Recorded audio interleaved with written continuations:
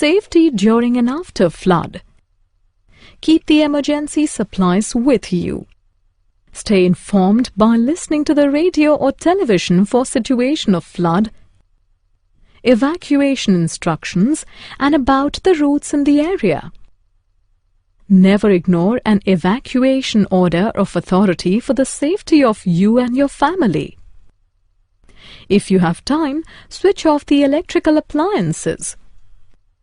Put off the main supply of gas, electricity, and water. Do not touch electrical equipment if you are wet or standing in water. Avoid flood waters, as water may contain raw sewage, harmful bacteria, or electrically charged from the broken power lines. Only return home after the area is declared safe. Clean up the house wearing gloves and boots. Do not use the flood-contaminated water for washing, cooking, and bathing. Prevent and treat injuries due to exposure to flood waters. Prevent illness initiated by flood water or contaminated items. Use clean, boiled or disinfected water for drinking and cooking and personal hygiene.